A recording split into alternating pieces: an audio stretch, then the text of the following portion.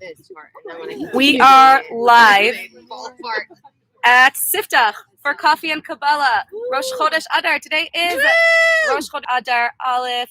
I'm so excited to be here with all you beautiful women and everyone who's watching live. Thank you so much for joining. Let's do a spin around. You can wave. So the way that this class works is that we base the class on the Sefer Yetzirah, which is the earliest mystical Kabbalistic text, which goes through the spiritual energies that shift in every Jewish month. There's 12 Jewish months in the calendar. We are in the 12th month because the months are counted by Hashem from Nisan being the first month. We're in the last month. It's Pisces. It's Adar. It's the month of the fish, which is why we have our fish with us. And the way that Sefer Yetzirah is the book that describes the energies of that are the coding of the world through the alphabets and through the letters of Hashem's name. And it describes how in every month there's an actual shift in the energy flow that comes to the month. And the original way that it comes down is that the world is created through Hashem's tetragrammaton, the 4 letters Yud, Hey, Vav, and Hey. And in every month, there's 12 ways to rearrange letters of Hashem's name. And every month the letters shift, order, and through the shift in the letters, there's a different flow of energy in every month. And Sefer Yetzirah clues us in to what these energies are. So in every month we have the Zodiac, the ruling planets of the month. In this month it is Pisces, the month of the fish. And every month we also have planets that rule the month, which is the planet is Jupiter, not just the Zodiac sign. We also have the letters, the order of the letters of the month, which is least for me understandable. I don't sometimes we understand a little bit about the letters, but it's Hey, Hey, Yud, and Vav in this month. We have this is all in your source sheets, by the way. The name of the month, of course, the letter, all through every month. Sefer Yetzirah tells us that Hashem created through the letter Kuf. Welcome.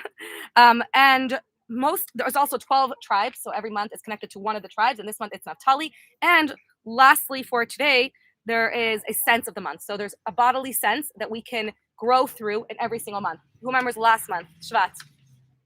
We had tasting, exactly. We learned about tasting and really tasting the divinity in everything that we eat. And then this month, it's the sense of laughter. So we're going to dive in and learn. And when we learn about these energies, then we can really be present in a month and present in every day of the month and understand how we can take as much as we can and grow through, tap into the month and grow through it.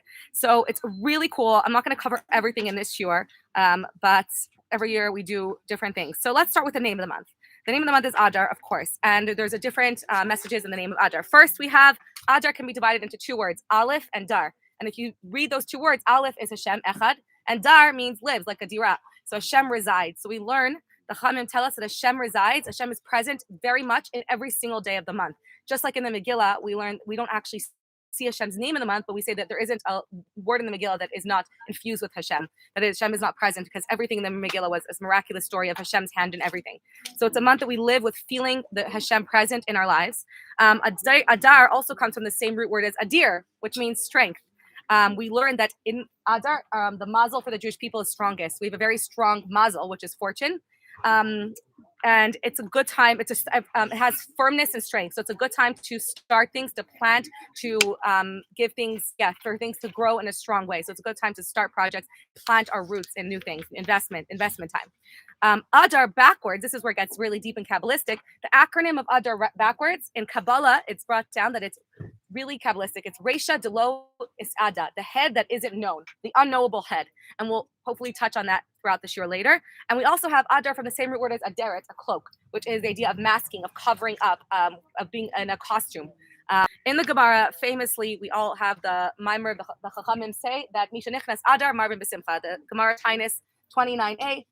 We learn that when Adar enters, we increase in joy. On the simple level, we all learn that we're supposed to be joyful in Adar, and we should increase in things that bring joy and gladness to us.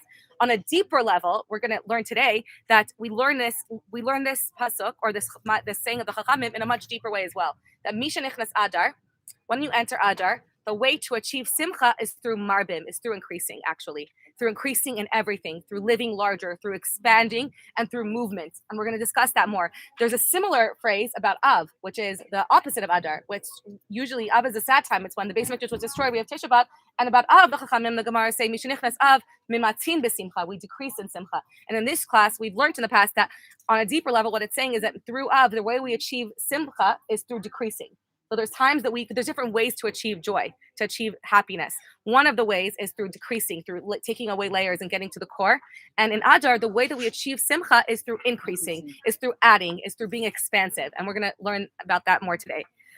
There's actually, let's first talk about the joys. Okay, so simcha, just like in English, we have many different expressions to say that we're happy, and we use them to describe different types of happiness. So I'll throw some out. Tell me what you guys can think of. Ways that you say happy in English. Joy, happy. Ecstatic. Gladness. Awesome. Cheerful. I forgot about that one. Elated. Ecstatic. What? Enthusiastic, gleeful. Oh my gosh, I forgot all these. And jolly. I forgot all these. That's amazing. So we would use these to describe different types of happiness. They don't mean the same thing. And in Hebrew as well, there's actually, it's brought down in Avos Rabbi Nassan, and I brought this for you in your sources, that there's 10 different types of joy and 10 words for joy in the Torah. They are, let's read them, Sason and Simcha, right? We know those. Gila, Rina, Ditza, Chedva, Sahala, Aliza, Tiferet, and Alitza. And a lot of girls' names. A lot of girls' names. And they didn't bring Osher, and I thought Osher was one of them. And it's brought down in other places. So Avos Rabbi Nassan didn't bring it down. So they each mean different types of happiness. So Osher is a deeper, lasting happiness that comes from a sense of fulfillment. Ora, they didn't bring Ora, which means light happiness. Gila is an outburst of joy when you discover something. It's like, I found it. That's Gila. Or like, I found the answer, right? You discover something. Rina is a refreshing happiness, like Niranen. Ditza is a sublime joy, a joy in God. Sason, this is really interesting. We're going to talk about in a moment. I'll save Sason for soon. Sahala is a dancing with joy. When you dance from joy. Chedva is the joy of being together and being united. I think that's it. So here's what we're going to get to what simcha is. So what type of simcha? Because we say when we enter Adar, we increase in joy. We want to know which type of joy. So Sason and simcha are paralleled a lot. I think I brought you in your sources that Semechim b'tseisam, v'sasim b'vo'am. Right look at the source in the bottom of your sheet. Ki b'simcha seiseyu. Right, we have Sason b'simcha. So what's the difference between Sason and simcha? So we learn that Sason is a joy that comes from an event. So you hear good news and you're joyful, right? You're bursting with joy because of something external that happened. But that's not sustainable because you can't always be thrilled at something. You can't always be outwardly jumping and dancing with joy, or else they'll call you crazy, right? If you're always jumping up and dancing with joy, you're not a normal person because that's not sustainable. What simcha is a sustainable joy that doesn't come from an external event or an external thing that you're hearing about. It comes from a constant inner state of happiness. So simcha, as opposed to all the other ones that are more temporary joys that you can't necessarily feel 24/7, simcha is a joy that is constant, and it comes from something that's inside. It comes from an inner state of contentment, an inner state of joy. And we're going to learn today where that joy comes from, because that is sustainable. Thank you. That is a sustainable joy, and we want to know how we can get to that and where does that joy come from. So what leads to this joy? So we're going to look into the Torah answer. There's a few psukim in the Torah that discuss the word simcha specifically. So now you know whenever you use different terms in the Torah, you're talking about a different type of joy, right? If you want to say, I'm feeling so happy to be with my family, you'll use the word chedva, right? And whenever we see the word, thank you so much. Whenever we see the word simcha, we're talking about an inner joy. And where does the simcha come from? Anyone who has to go? I get it.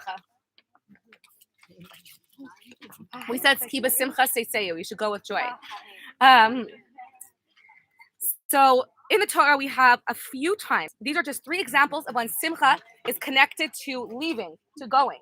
We have the psukim in Keladon, simechem b'tseisam, v'sasim b'voam. So sasim is when someone comes, right? Your friend comes to visit, you're sas, you're elated. When someone leaves, for some reason, you're sameach, right? When you go somewhere, when you're at the airport, you're going on a journey. On vacation. So we're going to learn what type of going it's specifically talking about. It's not just talking about going away on vacation. We also have the pasuk in Yeshayahu, ki b'simcha seitzeyu, u'v'shalom tuvalun. And we also have in the bracha of Moshe, in the Torah, and Devarim, and Vidos bracha, he says, u'lezvulun amar smach zvulun be seisecha. Zvulun, be joyful in your goings, right? What do you mean goings? How many times is Zvulun going? Where is he going, right? Where is Zvulun going? So going is a metaphor for, or is a state of movement. And we're gonna connect this now to the pasuk, to the saying of the Chachamim. that Misha Nichnas Adar Marbim Besimcha. We said that the way we achieve Simcha and joy in Adar is through Marbim, through increasing. There's not just one way to achieve an inner state of constant contentedness, to achieve a Simcha that is constant, like you're constantly feeling a state of gladness, a state of you're in a joyful state or a happy state that's a consistent one. There's many ways to get to it, and in Adar, the way we get to it is through Marbim, through increasing. Now we're gonna go to the zodiac of the month, Pisces, fish. Can I have my fish? I brought my friends the fish this year. Every year, I would like to bring fish to this year. Really, I'm so happy. Before we didn't have any. Anyone here Pisces else? How did you bring the fish? My Very husband carefully. put it in the car. I spilled out some water and I held them very gently. So these are our Pisces fish today. We're going to learn about fish because fish is the mazel, in Hebrew it's dag, of the month of Pisces. Where should I place them? Okay, we'll put them right over here. Okay. So what is unique about Pisces? What do we know about fish? So we learn actually that the Chachamim say that fish are the most connected mazel to the Jewish nation, because it says that the Jewish people ain't mazel Yisrael. We don't have mazel, and it also says that fish don't have ein hara. They have no mazel. They're not affected by mazel. So let's do a brief detour and understand what is mazel. Right? We say mazel tov. What is mazel? Mazel is two meanings. It means fortune, and it also means the constellations, the mazalot. Right? They're connected. We learned that when Hashem created the world, He sent us our fortune and our osher and our influence through the mazalos, through the constellation.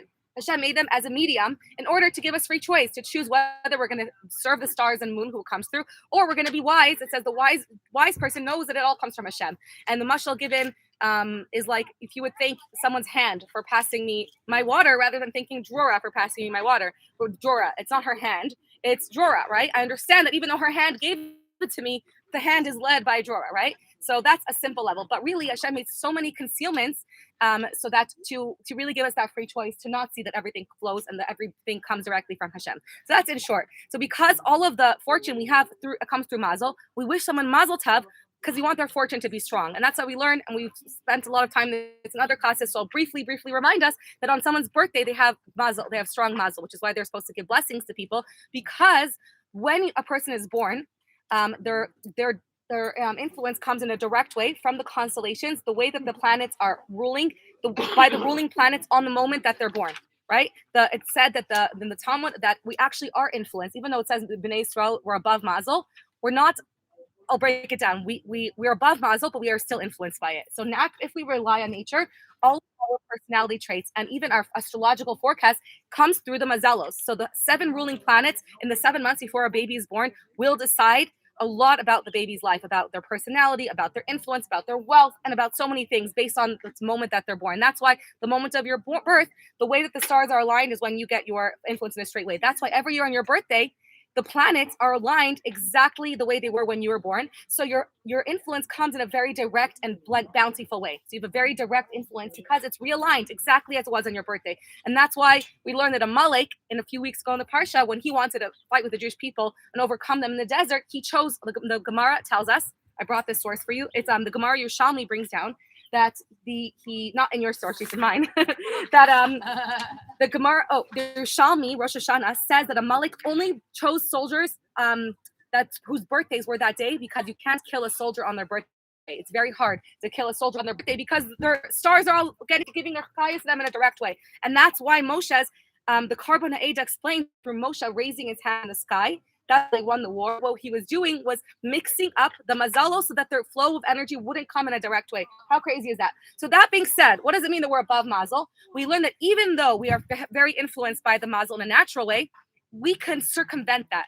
And when Hashem took Avram Avinu and told him he's going to bless him to have children like the sand and the stars, he said, but the stars tell me that I'm not capable of having children. He said, I took him above the stars. So he says he raised Avram above the stars and said, you're no longer, if you connect to me, then you don't have to go through the stars. The stars are a medium. But if you go straight to the person who's giving the influence to the stars, you don't need to be influenced by them. And from then on, it says that all of us were bequeathed this gift that we can surpass the influence of the stars if we connect to Hashem. So Ein Mazel Yisrael means that the true Mazel of Yisrael is Ayin, is the source of everything. The world was created Yesh Mi Ayin, something from nothing. So our source of chayas comes from ayin. So we can overcome our influence of the stars and the influence of astrology, even if astrologically or someone is not able to have children, if they can go around that to the source of where the stars get their influence from, then we can get to the source of everything and not have to be influenced by the stars. So that's the higher level, what it means, Ein Mazel Yisrael. We can bypass it. So even though if naturally someone is born in an earth sign and they're heavy and lazy or depressed, they can overcome that by getting around it to the source of the Chayu. So that's in short. It's really deserves an entire class. But today, that's not the topic of today. So let's get. We've done it. I'll send recordings. I'll link those classes in the description of this class. Actually, now that we said that, we're talking about fish and how that connects to being joyful, right? Now, fish have a strong connection to Jewish people because just like fish, it says are above mazel because of two things. On the simple level, we learn that fish have no mazel because their eyes never close. If this fish he's sleeping, his eyes will be open. So their eyes being open makes them not affected to Ayin Hara somehow, right? They're above Ayin Hara, and that's why they're a good token and a good sign. Also, on a deeper level, just like we have no mazel, we can be above mazel. Fish are not influenced by mazel because of the same reason that we're not. This is so deep that we live on dry land and we don't always feel the energy that we get comes from Hashem because we have so many steps between that, seeing that. But fish are constantly aware of their source of life, which is water. Fish are always aware that they need to be in water. They're always feeling their source. They're being carried by their source. They're being held by it. Whereas for us, it's invisible and it's hard to see. We have to work really hard to remember all the time that every breath of life we have is given to us by Hashem. Fish are always tangibly aware that they're physically aware and tangibly aware of their source of life, which is their water. And that's why Jews, Rabbi Akiva's mashal is that a Jew without Torah is like a fish without water, that we'll just die without Torah, because that is the source of our life, being connected to Hashem and the Torah. Even though now when the Shekhinah is in Galus, we can still someone could live and Russia can live, or someone can live off of the energy from Klipa, impure forces, because the Shekhinah descended into Galus after the second Beis Mikdash was destroyed. The way it was before that was that if somebody wasn't connected to the source of Torah, they would die from kares, not because it was a punishment, but because they were severing the connection to their source of life. It's like cutting their oxygen tube. So they would actually die from, if they would do something like that deserved kares, it meant they were doing something like eating purposely on Yom Kippur to cut off their connection from Hashem. And that's why it would influence their source of physical life as well. Okay, so now let's get to fish. There is one thing that's unique about fish. One of the things that unique about fish, the first statement of Hashem when he spoke to fish after he created fish. Does anyone know what Hashem told the fish after he created them? Pru uravu, exactly. Milu es haaretz, o milu es hayam. Milu, fill the waters, right? He says, fill the waters and multiply, because we know the fish are blessed with fertility, with pru uravu. Pru means to be fruitful, and revu means to increase and multiply. And fish are blessed with fertility. They give birth to, if you had a fish tank, suddenly they'll have like hundreds of babies or dozens of babies. They don't have to have long pregnancies, right? They just pop them out. So fish are blessed with fertility. And that's why in Adar, it's a special time for somebody to be blessed to daven or to be blessed with having children. And the same terminology, because of that, when Hashem commanded Adam, the first commandment that Hashem gave to mankind, to Adam Rishon, was in Bereshit. Pru uravu. Even before he told him not to eat from the Eitz Hadas, he told him pru uravu. The same blessing he gave to the fish or commandment, he told Adam to pru uravu umilu aretz v'kibshua. So we have this similarity between fish and humans, and the fish are specifically blessed with pru uravu. Now this is going to get so cool and deep, and it's going to connect to Adar, and it's going to blow your mind. Okay, one more thought is that there's in Yosef's, I think I brought this for you in your source sheet, that Yosef's bracha to his sons Ephraim and Menashe, he said, in Hamalach HaGoel Osimi Kol Ra, Yivarech Es HaNi'arim.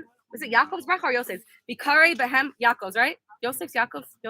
Bikarei Behem Shemi, V'Shem Avosai, Avar Miyitzchak, V'Yidgu Larov B'Karev Aretz. I entered for you the word V'Yidgu Larov. They should, what is the source of V'Yidgu? Dug, fishies, right? V'Yidgu Larov. Rov is the source of Rebu or Marbim B'Simcha, right? Rov. B'Karev Aretz. What was this blessing on a deeper level? One is that you should be multiply and fill the earth like fish. On a deeper level, what he was giving them the blessing of, Rashi tells us that just like fish that multiply, the ein ayin hara shalatet behem, they don't have ayin hara influencing them.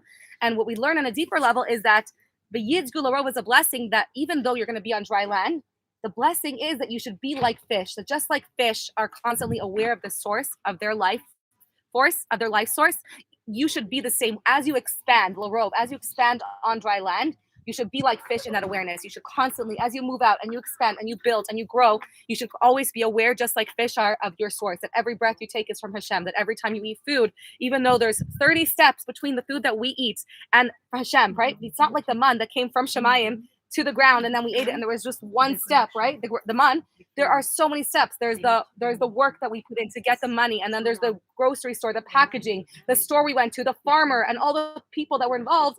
Till we get to Hashem, there's so many masks and layers in this world of Helem, which is a world of covering, that it's a reminder and a blessing to always remember where our nourishment comes from. That just like fish are in water, we should always feel like we're fish in water. And we learn that when Mashiach comes, that really is what Geula is. All Geula is that awareness. It says that Umala Aretz, there's a prophecy that says that when Mashiach comes, Umala Aretz Deas Hashem, the world will be filled with the knowledge, with the awareness of Hashem, because Hashem is here. We're just unaware. So what will change is the perception and awareness, kamayim le'am mechasim, just like the water covers the ocean. So we're going to be submerged in this watery, like tangible awareness, where we'll feel and see that the awareness that everything is God, that you are just, that you are the word of Hashem breathing you into existence, and that it's the breath of Hashem and letters of Hashem's chayas that are making everything happen to me. And that's where all jealousy will be erased, right? All fights, all wars, because we're aware that everything that's happening is divine and it's planned, and we can see the flow from Hashem. So now let's tie this together to Adar. Okay, so this is really cool. So Pru Uravu are the two words that are connected to fish, and those are the two words of Adar as well, right? Pru shares the same root word as Purim. It shares the same letters as Purim. So we have in Purim this concept of Pru, of increasing, and Revu shares the same shoresh as Marbin. So when it says Mishnifas Adar Marbin B'Simcha, right? We have this increasing idea of Marbin and Revu. So that's what fish are. So fish are reminding us that the way that we achieve joy in Adar is through Pru and Revu, through increasing, through Marbin and through being multiplying. So now now that we have this connection to fish, and we see that in Adar we have this idea of Marbin, of increasing, we can learn more now about what that means. So let's talk about the opposite of joy, of gladness, to understand what type of gladness we want to achieve and how. So the opposite of joy is depression or sadness. And we often feel that when we want to increase, right? When most of us feel like when we're sad that there's something empty inside of us we want to fill. We want to have more to fill that hole because we feel empty inside. And that's what depression is. It's a lack of something, a lacking. And what we naturally gravitate to as human beings is things that we can see. So we try to fill ourselves with food, right? To make us happy, or acquire wealth, have a bigger house, have more clothes, have more of something that will fill us. And the craziest thing is that we see that it has the opposite effect. That the rates of depression have never been higher in the world at the time that we live in, and specifically in America, which is the rates of depression are higher than anywhere else. The rates of people dying from depression and sadness are higher than any other era and any other place. And the craziest thing is that America is also the place where it's the most affluent, privileged, and wealthy place, country, and era. So we're living in an era where people have more than they've ever had. They have more wealth and more things and more stuff than we've ever had before. Even going back 30, 40 years, I remember my aunt, who was considered wealthy at the time, hi, if you're watching, she was considered like well-to-do. She had 2 dresses that she wore on dates, alternating, right? And now she probably has like hundreds, right? So the amount of things we have goes up, and as the amount of things that we acquire, the marbim, the revu, our happiness actually goes down. So we see that we're trying to acquire more to fill a sense of sadness, and to bring happiness and to bring joy, to fill this hole, to make us more happy, but it's having the opposite effect. So we have to figure out what we really need more of to achieve happiness, so that to really understand that. So we know that we're looking for something. We want more and more and more. And we're constantly, especially in this era, especially in this like Western culture, feeling this need to have more and more things to give ourselves more happiness. And we know that sometimes when people reach the top of happiness, when they have everything that they could have ever wanted, and there's nothing more they can want, that's when they realize how unhappy they are, because they finally realize that nothing will make them happy because they have everything. So it has the opposite effect. So what are we actually looking for? So it's actually counterintuitive. The things that we want to increase in, we do want to increase, but not in physical things, not in materialistic things. We want to increase in like Victor in things that are connected to movements. So in short, I'll summarize and then we'll get deeper into it. So what we really want is a sense of purpose, is a sense of meaning. As long as if we can increase in having a goal and always being able to move and having a potential of expanding, of growing, of knowing that I have what to give, I have how to grow, I have a sense of mission, I have a sense of purpose. I know that there's a reason and a purpose to every moment of my life. If I know that there's something I can do in every moment, that I have this opportunity for growth, knowing that I can move and grow in either direction, backwards or forwards, that's what brings us joy. And that's really what it means to marbin, to increase, or kiva simcha seiseyu, through leaving, through moving, through going, right? Through going somewhere. So as long as you're going anywhere or somewhere, as long as you have a sense of knowing that you're going somewhere or you can go somewhere, you have a sense of purpose, and we can always tap into that. That's what will give us this constant sense of happiness. So when we're feeling that empty thing and we want to fill it with something, what we should fill it with is something that can help us, that gives us a sense of purpose and meaning, something that can give us an opportunity to grow and climb and to constantly move. And the opposite of that actually so this is really cool. There's 4 elements and 4 humors, 4 elements. We're talking actually about humor in this month. The 4 elements are earth, air, fire, and water. Depression comes from which elements? Water. Earth, right? Depression is a heavy feeling. It comes from earth. Yeah. Earth is the only one of the 4 elements that doesn't move. It's stale, it's static, it stays in one place, it's inanimate. That's literally the meaning of like earth. It comes from the inanimate, from the heaviness. All inanimate things come from earth. So when we feel heavy and depressed, it comes from literally being heavy and non-moving. All other 3 elements are constantly moving. And that's why you can't be depressed if you're constantly moving. But if you're not moving, that's what leads to depression. If you're staying in one place, and even if you reach a state of contentedness, a state of wholeness, and you think, well, my life is complete, I have everything, you won't be happy, because that's not what brings joy. Joy is not from being complete or perfect or having all the things that you want. Joy comes from not being in one place and not just staying and being static and not moving. So whereas earth stays and it's static and it doesn't move, water molecules are constantly moving. If you put water and there's like a reflection of light, you'll see that the reflection on the ceiling or the wall is moving so much. Air molecules are constantly moving. And fire is always dancing, right? It's being pulled upwards, it's being pulled downwards, it's moving constantly. Earth is staying in one place. So the cause for depression and sadness is being stale, it's being stagnant, it's being stuck. It's just knowing what you are and being like at the end, reaching the end of your goal and just being there. That's where you reach, like, it's like the sad feeling at the end of a Netflix series, right? It's the end, it's done. The happiness is knowing that there's another episode coming, right? If there's no other episode coming, that's sad. I mean, I'm just kidding. I'm giving a really, really small new season, right? That's sad. That I'm giving just one small example of being at the end of something is even though we think like when I get to the end, I'll be like elated. After that's when we have no more goals and we have no more movement, a potential for movement, that's when depression sets in. So kiva simcha seyu, marbim b'simcha. All of these are teaching us that in Adar, the key to joy is movement. And in a practical way, we actually see this, that if you're stuck in a negative state, or if I'm stuck in a bad place, and just being in a bad place for whatever reason, being triggered by something, and I could get myself to walk outside and take a walk, it will go away so much faster than hours of talking through it or crying it out or therapy or anything, right? If I could just move myself, if I'm forced to go do carpool or move somewhere, my state changes. Moving from one place to another. On a much higher level, if you could turn on music, Devorah taught me this, and dance out, you're right, dance out your sadness, dance out whatever you're having in your body. It is the best medicine, right? Devorah, you taught me that dancing is the best medicine. Yeah. So dancing in Adar, dancing, dance is movement. Dance is movement. Dancing is healing to bringing joy.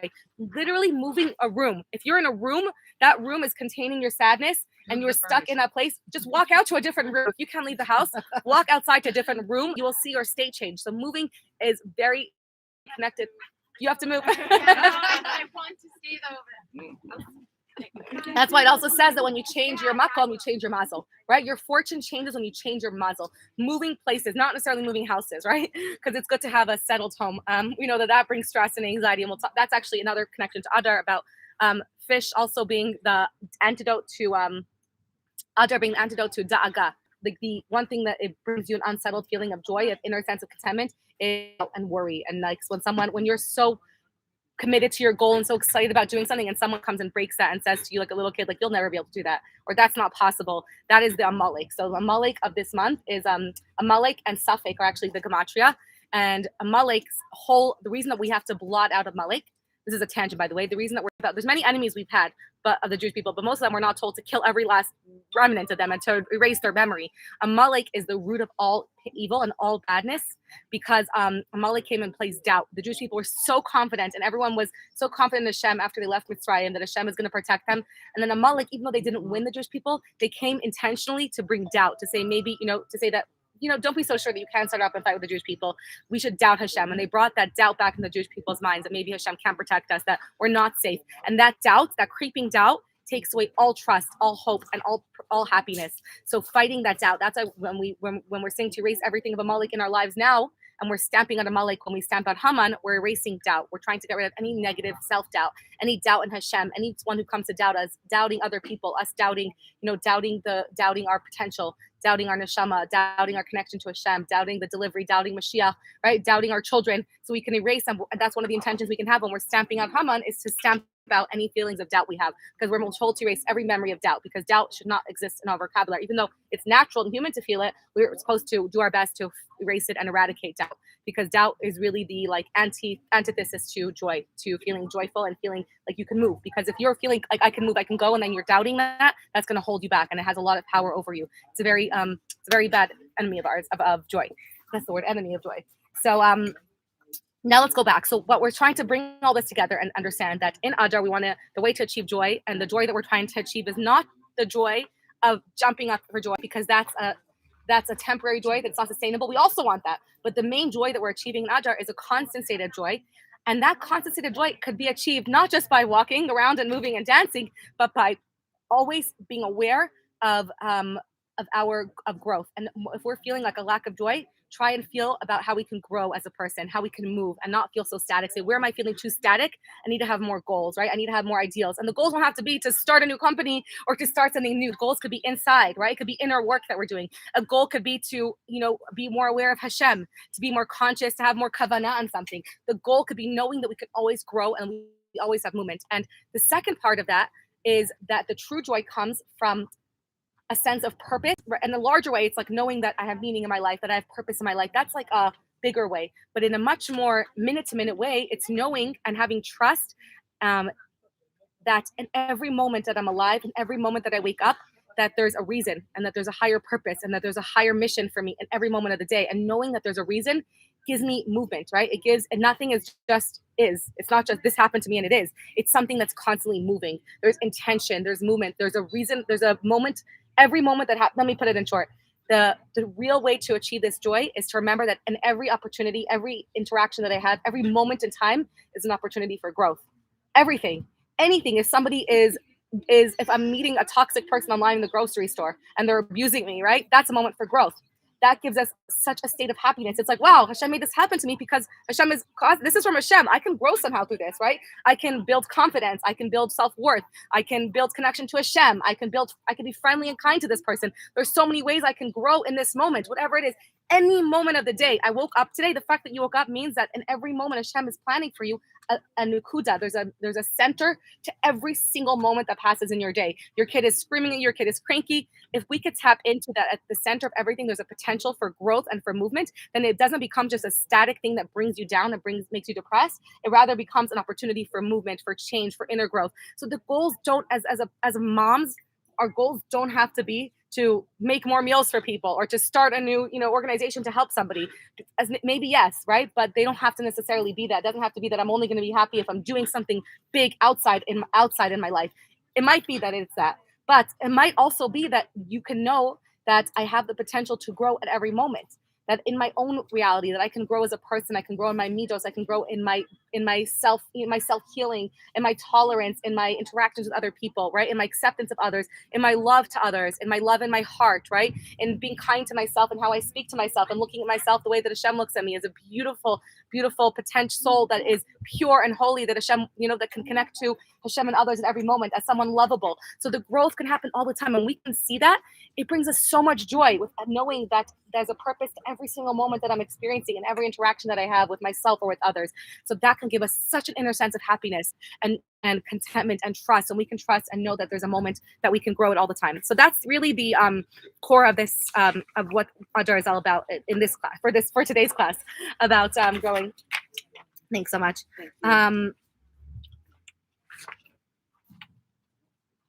So just to connect what I was telling you about worry, how does that connect to Adar? Two ways. Amalek is the root of all self-doubt, of all doubt and worry, self-doubt and doubting of others. And in the word fish, there's the full word fish in one place in the Torah is written as da'ag, right? Fish is da'ag, but if you read it in its full form, it's da'ag, which is worry. And there's one place in the Torah, in Nehemiah, that it's written that the Jewish people fished on Shabbos. And it's the word fish is spelled with an aleph, da'ag. And they say that because they were worried about their livelihood, they didn't trust on their parnasa. So it's really interesting. So in this month, we have the like the fish is the tikkun of daiga. It's taking the da'aga and transforming it into taking that. This is really deep, but it's taking the unholy doubt, which is doubting in a negative way, right? Worrying that Hashem won't provide for us, and transforming that into holy doubt. Now let's tie this back into Reisha Delois Ada. This is another point. Point number 2. Tying holy doubt is Reisha Delois Ada. It's a very deep concept. I'm just going to give you a very brief synopsis, but the unholy doubt is the potential of everything. Is that doubt can either be an uncertainty where I'm terrified because I don't know what's going to be. I lost my job and I don't know what I'm going to do. Or we can transform that into, because I don't have a job, now I can be anything I want to be. Before I was stuck in only being one job, and now I have the potential for everything. So Reisha Delois Ada is the source of the world, of all creation, before it was set to be in a certain way. It's the potential of everything. So we can take unholy doubt and say, wow, Hashem, I'm feeling uncertain, but I can lean into that uncertainty. And instead of being afraid of what's going to be next, right? Like it's like it might be scary. It's like, what's going to be next? I just broke up, or I just got divorced and I don't know what's going to be next. Or we can lean into that and say, now the world is at my fingertips. Now I could be anything. I could be anybody. I could have the potential of everything now. So it can be scary, but we can transform that with trust and with simcha into knowing that this is an opportunity, that sometimes we have to break down something and break down all our security, break down a house to now build any house that we want, right? We have to break down something in order to have the potential for allness. So it's the breaking down of everything to have the potential for everything. And this is one of the things that is expressed in dressing up on Purim, that this potential to be anything is expressed in that we could dress up like anything we want to be. Suddenly on Purim, we have the potential to be all the things we wanted to be, right? If you are a little girl and you want to be like a ninja warrior or like a superhero saving the world, or like, right, Wonder Woman or a princess, right? You can be anything. And if you're a woman even, it's like, I want to have blue hair, right? I'm Purim, I get to have all the hair colors I want to be. Purple hair, pink hair, right? You get to be everything. If I want to be a nurse or pilot, whatever it is. So you have the potential now to be anything by masking. And that's really where it comes into Adar. That Adar is a cloak that might feel like it's covering you. On the other hand, it can also help you express like any potential that you want to be. So we could tap into that through dressing up, to like reaching for potentials of being anything that we want to be, and like, manifesting that. So thank you for joining today. Let me just tie it in quickly to, I didn't talk about the sense of laughter. We didn't talk about the longer kuf, Naphtali. Naphtali connect because Movement. Naphtali is movement and zriza. So I brought you that. Naphtali is the one that runs fast. So again, it's about moving and always being able to. So we can use this as a tip that if you're in a bad place to move locations, we can use it as remember that where can I have more movement and growth, and take this static and stale situation where I feel stuck and depressed and find meaning and how I can grow through the situation. The sense is laughter. Laughter, it says that simcha poretz geder. Simcha breaks all boundaries. And laughter breaks form. It takes like when you have, it says that when you learn marketing, they say when making an ad, if you could get someone to laugh, if you can get your viewers to laugh, you can get them to buy whatever you're selling. You have them in your grasp, because laughter breaks barriers. And we actually see that laughter was when Yitzchak's name is laughter, right? Tzachak is Yitzchak. And it says that Hashem is Pachad Yitzchak. And Adar is about changing Pachad, which is fear of uncertainty. And so the deeper way of looking at Pachad Yitzchak is saying that in Adar we turn Pachad into Yitzchak, that we turn the fear into joy, into gladness. The laughter can take a situation that's terrifying and then switch it on its head. And that's really what V'nahapochu is in Adar. It's taking something dark, and it's specifically laughter that comes from a dark situation. So it's like the dark humor, or like the dark humor. But again, I'm just touching on this. So it's like taking it's about holy laughter, which is rooted in the very highest level that's like beyond form. So laughter comes from, so it's like if you have a serious face, I always give the example, if my husband and I are in an argument or in a fight and we're really serious, and then he'll crack a joke, then I suddenly laugh and I can't be mad at him anymore. And I'm like, I want to be mad. So it breaks that form. It takes you out of being in a very stuck place. So laughter takes you beyond all of the constraints and all of the forms. So laughter is a very powerful tool that we can use this month. And to connecting beyond form. Kuf. I'm not going to talk so much about Kuf because there's so much to say, but Kuf is the lowest letter. It's the only letter that gets beyond lower than all the other letters. So Kuf is about being tangible. Adar is a month of bringing things in a very physical way. It's a physical month, and that's why Purim is the highest day of the year, but it's expressed in a very tangible way. It's expressed in physical mitzvos, right? We're eating a lot, we're drinking, we're being merry, we're giving physical gifts and presents, we're dressing up physically. So it's taking very high levels and bringing it as low as we can. So I'm going to end that, summarize that through understanding our sense of purpose and our sense of meaning and being in touch with the possibility of everything, then we can experience pure joy and eliminate doubt through certainty in who we are, knowing our worth. And hopefully that will give us the koach to take the joy of Adar and bring it throughout the entire year. We should be able to access this high level of joy, not just on Purim, but every single day of Adar. Every single day of Adar, we learn that we can increase in joy more than the previous day.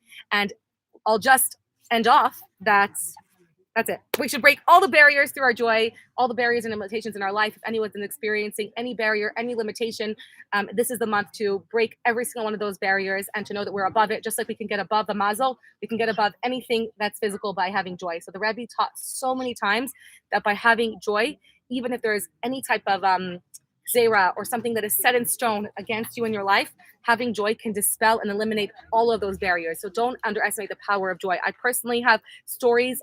My mother-in-law's like her miracle story was that when it's a famous story, but the short story is that my mother-in-law almost died when she was 2 years old. She fell into boiling water, and the doctor said that she's not going to survive. And the Rebbe told them to make a preemptive Suda Soda, to be joyful, to celebrate her recovery, even though she was dying. And people thought they were crazy. They weren't even Chabad at the time. And they were celebrating, making a party. And everyone's like, your daughter's dying and you're partying and you're celebrating to Hashem and thanking him for they were dancing on the tables and thanking Hashem for making your daughter heal. And miraculously, she's okay. Baruch Hashem, she's my mother-in-law. She had 16 healthy children. So we can never underestimate the power of joy to break barriers and to really trust in Hashem. 16, not 60. Thank you so much for joining. Leave a comment if you like the video. Happy Rosh Chodesh Adar. Oh, can I show us your gorgeous picture? Oh, nice. Let me turn the video around.